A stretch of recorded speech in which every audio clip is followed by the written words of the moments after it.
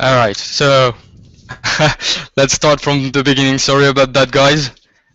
We had like a problem back here, so we're gonna go back to abusive chain linking because actually everybody saw it and everybody heard it, so no worries about that.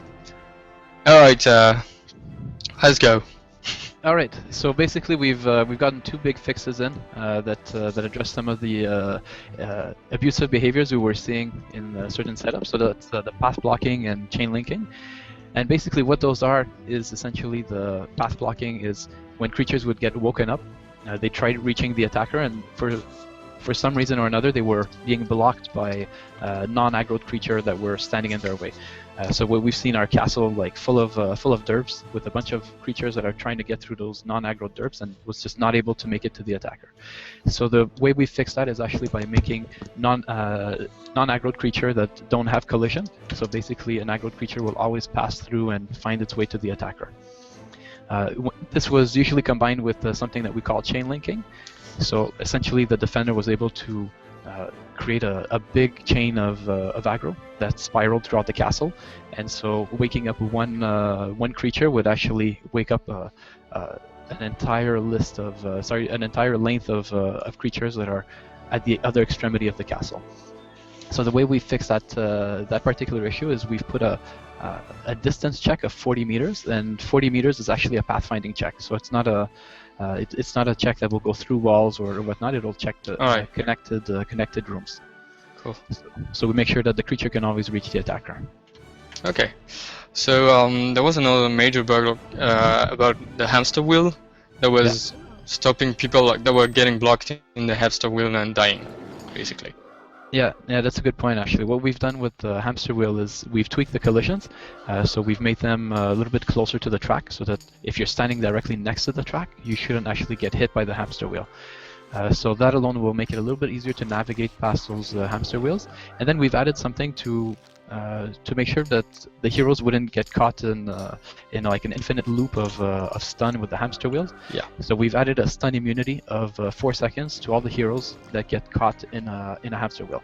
So for example, heroes walking along gets slammed by the hamster wheel, gets knocked back. There's a 4-second timer that gives them invulnerability to another stun. So you have in essence, it gives you a little bit of time to get back up and navigate past that hamster wheel. All right. Then there was something about the hero Tombstone that was getting abused. You think? Yeah. What we've noticed actually are either friends or players that have 2 accounts are getting together and mutually attacking one another's castle to create really an insane amount of tombstones in their castle in order to farm that for gold. We've actually saw one player that had thousands of tombstones in his castle. Like 20,000 or something. Yes, around 20,000 tombstones. And so basically what we've done is we're only going to allow tombstones in the castle when it's a normal attack. And what we consider a normal attack is basically an attack that comes from the attack selection screen. So if you're picking on a friend, if you're targeting someone through the profile page or through a revenge or a challenge, it will not generate a tombstone. Alright, so basically only from the attack selection screen where all the castles are. That's correct, yeah. Alright. And related to that, you could use challenge to actually farm like way much faster than you should have been able to, right? Yeah, we've seen some cases of players creating challenges and then preferring to farm XP, gold, life force on those castles. And the reason for that was we were unintentionally giving a multiplier of gold and life force in the storage chest at the end. So what we've done actually that seems to make a lot of sense is we've locked the storages in challenge mode. So since the defender is not actually losing any resources, we felt that it was okay to actually lock those storages. All right. So I just want to clarify, you actually still get resources by killing the creatures, you just don't get the bonus resources at the end in the storage chest. Alright. You mean the unintended bonus, the multiplier, right? That's right. Yeah. Alright, exactly. So basically back to normal. Yes, that's correct. Alright.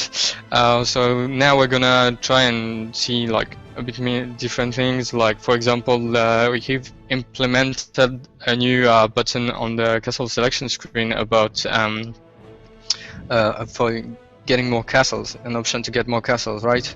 because we had the problem. Some player had the problem that the shield was always up, so they wanted to attack and shield at castles, obviously. So Yeah. can you explain us to? Yeah, Can you explain to gladly. us? Actually, so what you'll see there is we put a button called, which basically sends a request to the server asking to display more castles. And so why do you want to do this? Essentially, you want to do this if you're not satisfied with the castles that are being displayed, either because they're shielded or because the storages aren't significant enough to loot. And you'll notice that we did put a slight gold cost. That gold cost, in order to do that functionality, is based on the region you're in. So if you're in the high-level region like we are now, it's going to be a little bit more, well, actually a lot more expensive than if you're in the low-level region, which it'll be almost free. And the reason we did that is just in order to avoid spamming the server, since it does have a cost on the server. All right. So, but it's only a modest amount of gold. Yes, that's correct. All right. Then you actually added some new PvE castles, some new UB castles, right? Yeah, we did actually. We added 17 new Ubisoft castles. So we went from 33 Ubisoft created castles in before the previous to the update, and now we have a total of 50 castles. And essentially, we've added them to areas that were starting the mid to end game where there were few castles. So now there should be at least one Ubisoft castle per level. Per level. All right. Yep. So, in addition to go back to the problem of castles always being shielded, other players have been asking for an option to actually remove their shield to entice other players to attack them.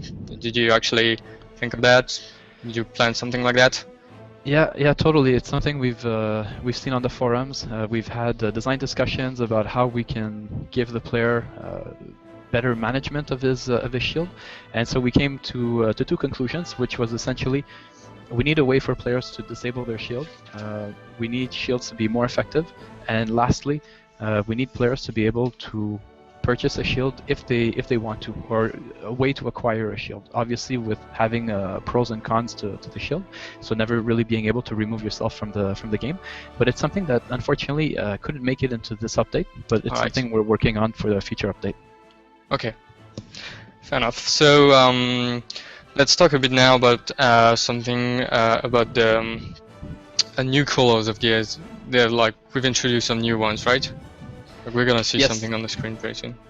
Yeah. So basically, what we did was our presentation director actually had a good idea of taking a hard look at the colors we associate to the quality of loot, so all the way from the common item to the epic item, and we wanted to do something that goes from a sliding scale of cold colors to warmer colors. And essentially what that means in the update 15 is we've actually inverted the legendary and epic colors. So legendary is now orange and epic is purple. Epic remains the most powerful type of items you can find. So, and with that, can you explain a bit more about like the drop rates, frequency you get those kind of items?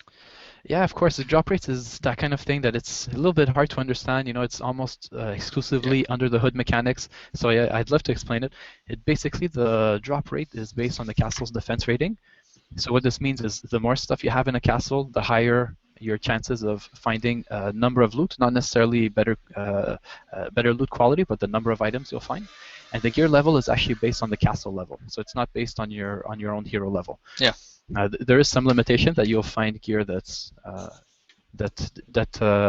I'm sorry, you'll find gear that won't be above your level, but you'll find gear around your level, or maybe so one or even two if you levels attack actually a castle that's above your level, you should. How does that work exactly?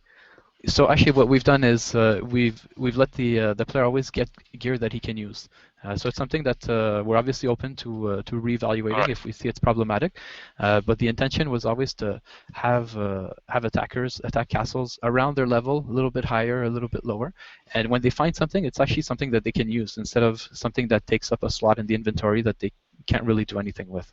Right. And just I want to talk really quick about our frequency and tension. So how you know, some players say I've been playing forever and I've never found an epic item, and it's they are hard to find. And we've given ourselves some guidelines that you'll see.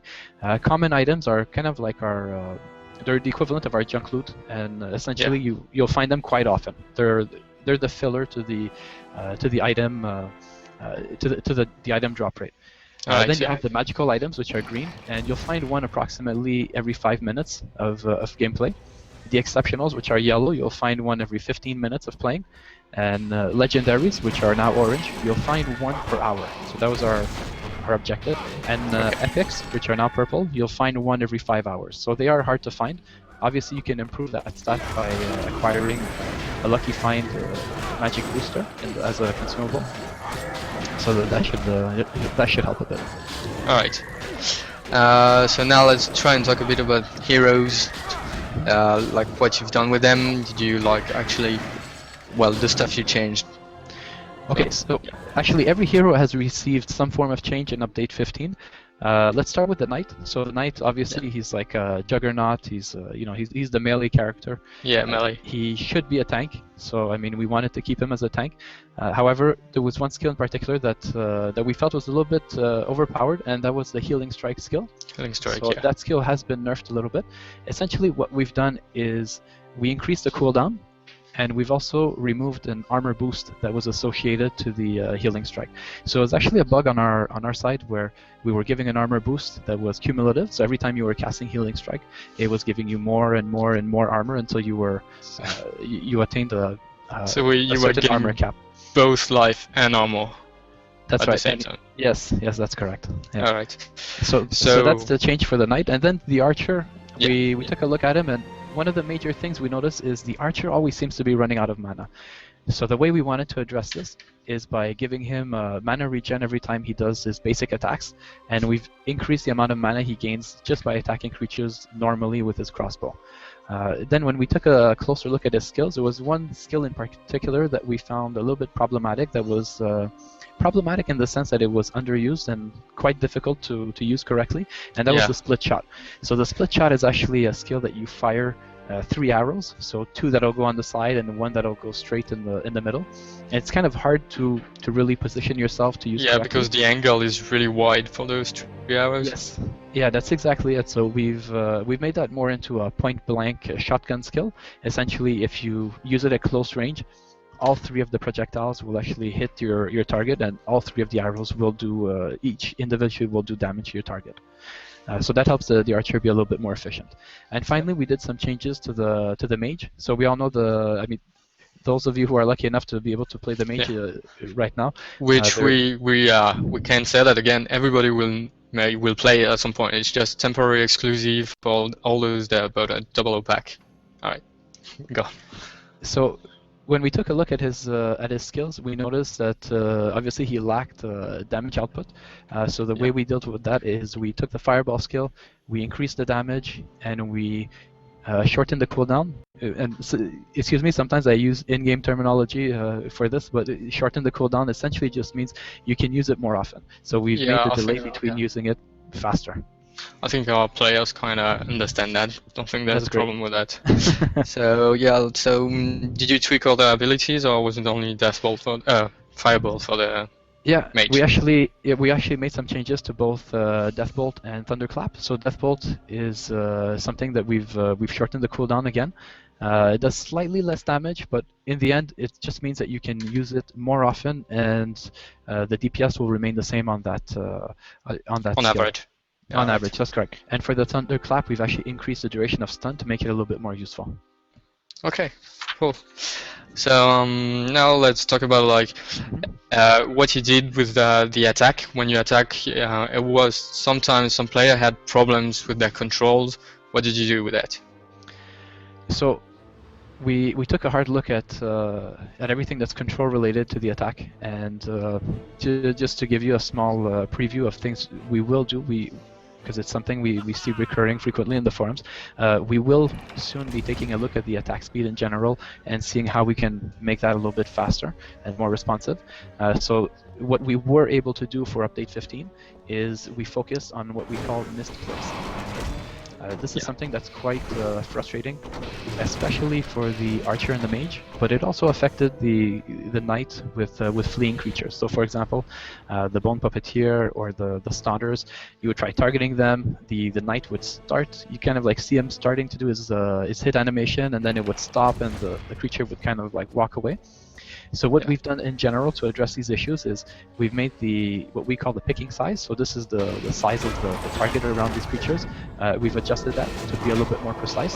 And we've also reduced the speed of creatures that run away in general. So for example, the bone puppeteer will be a bit slower, and you can catch up to him more easily. Okay.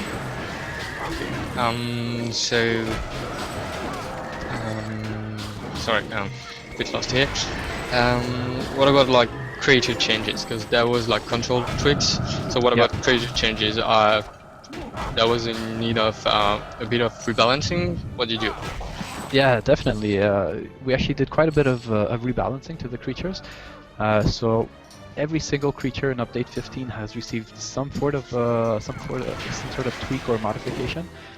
Let's start with the boss creatures. Right. So boss creatures. So wait, just 1 second. Yeah. Like all those tweaks and modification and what you did, we're gonna explain them and post that on the forums.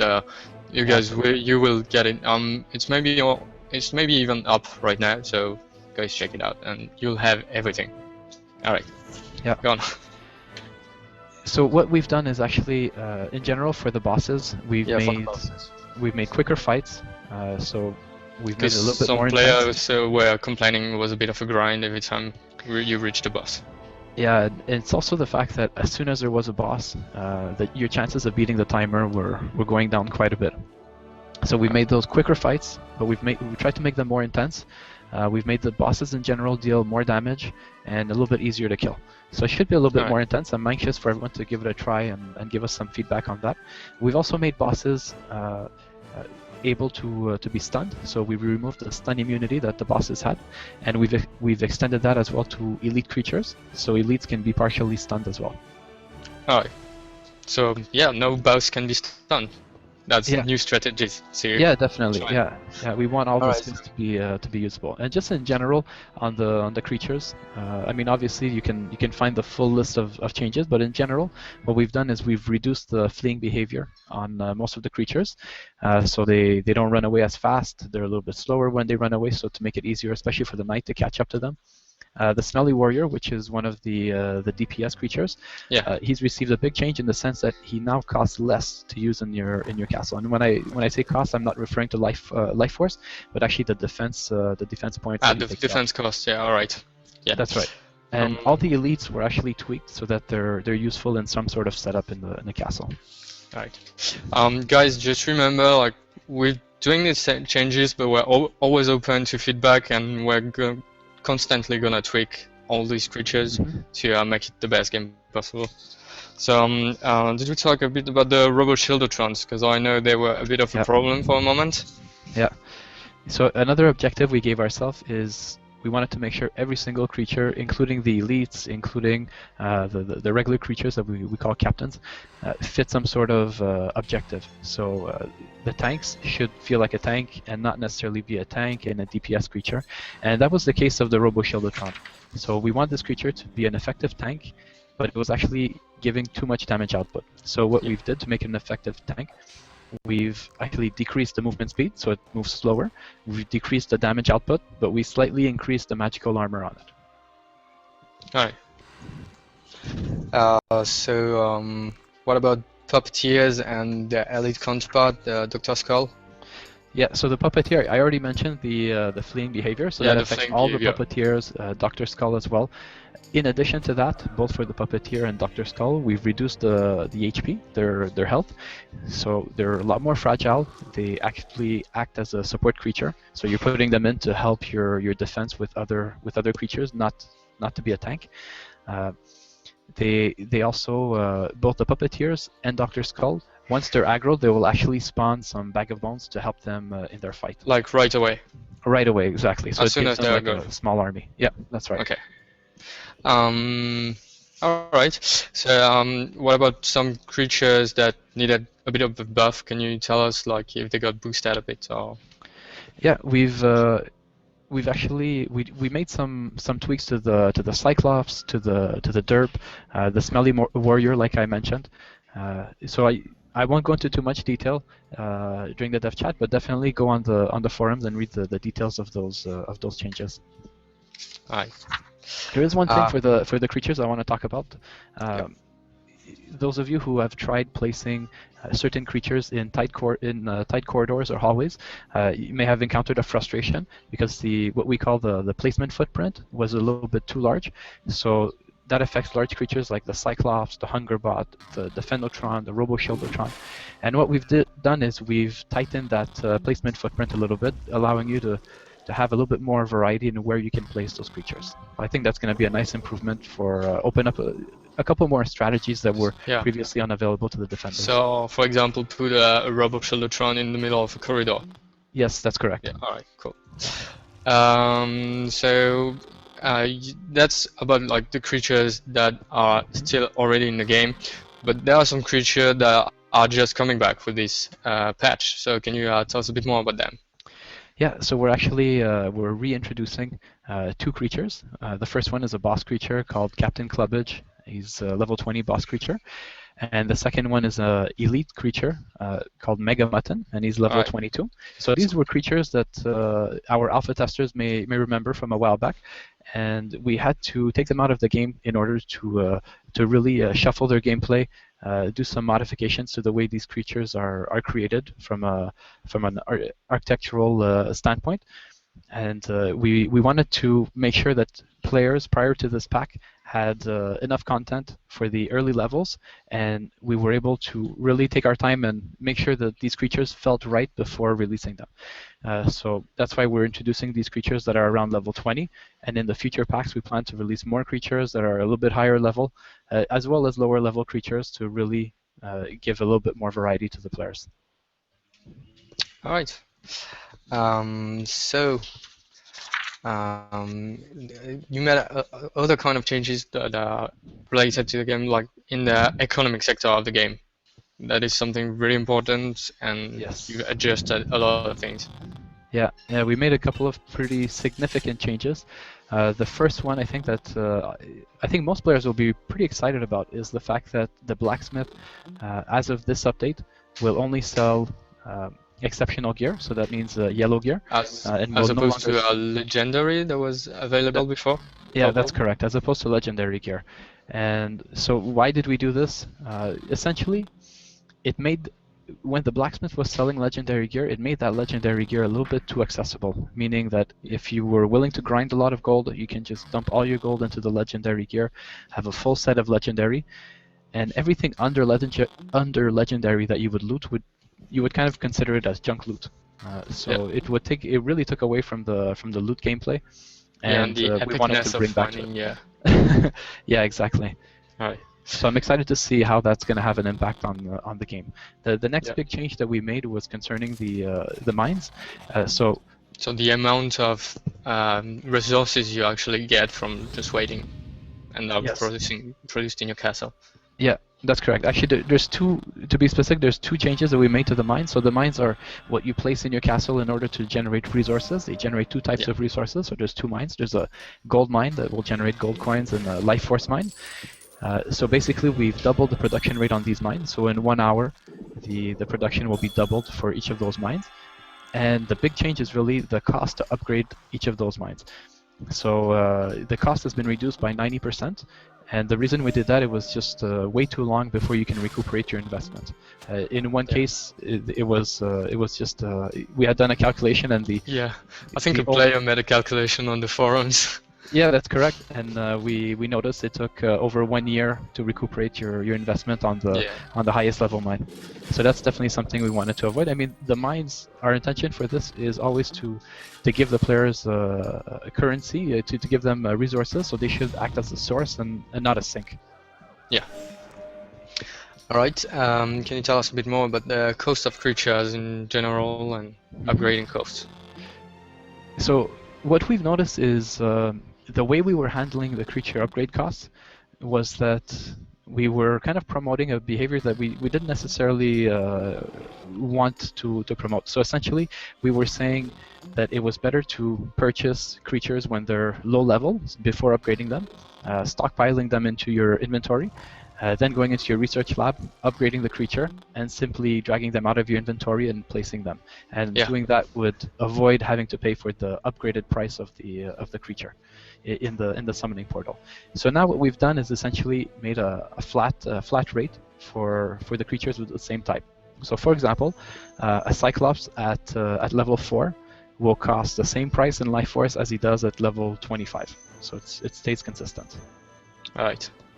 So yeah, basically, yeah. All right, it stays consistent. Yeah. So, and you've made some changes about the way blings are behaving. So bling, as we everybody knows, is the in-game currency, the premium in-game currency. So can you tell us a bit more about that?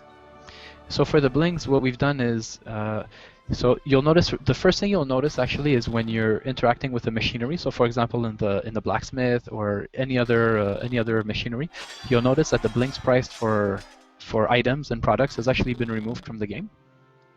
And what we've done is actually just listed a resource price, an in-game currency price. So it's always either gold or life force. And in the case where you don't have enough either gold or life force, we give you the opportunity to buy what you want with using blings instead. So for example, that also works for building machinery upgrades. So if you want to upgrade your blacksmith or your hero trainer to the next rank, you just don't have enough gold to do it. You can decide to upgrade it using blings instead. You'll still have to wait the cooking time, so that's and you can then spend to accelerate it if you want. Yeah. All right. So we've done like a little turnaround. Like we've said a bit about what was happening in the next update. So that's coming live tonight. It should be at like around 9 o'clock for the English people, something like that. And now we're gonna try and answer your question, guys. So go ahead on the chat, ask us questions. We can see it and try to answer you right away. If you have a question. So why doesn't the rank 2 puppeteer spawn rank 2 bag of bones? That's a good question. The rank 2 puppeteer? Yeah. Okay, so I have to look into that. I'm not sure. It might just be it's possible that it's just a bug. So I'm gonna write down I'll write that down and definitely look into it. All right. One of Ryan AVX is asking, when is customization coming in? Mm-hmm. So customization is definitely something. It's something that we want to introduce as a big part of the game. It's not something that we've fully been able to allow the players to experiment with at this time. So the only form of customization there is right now is acquiring different visuals for gear. However, we want to extend that to castles, and we do want to let the players thematically change the appearance of their castle. It's something that's not part of update 15, but it is something we're looking at on the short-term roadmap. So the idea would essentially be to let you change the appearance of your castle. All right. We definitely want to do that. Okay. So basically, customization is coming not right now, but some customization will be coming. Yeah. So all right. So there's tons of questions now. It's kind of hard to follow. What about dub farms? That should not be doable anymore, like with the next update. We said that in the beginning, right? Yes and no, actually. I think so. There is an exploit that was fixed with the path blocking and the chain linking that was largely used with derps to block the path. Yeah. However, we are seeing certain castles that are just filled with derps. Full of derps, yeah, just to. Yeah, and what we're seeing actually is it seems to be a farm castle, because essentially if you play, let's say, 5 or 6 of these castles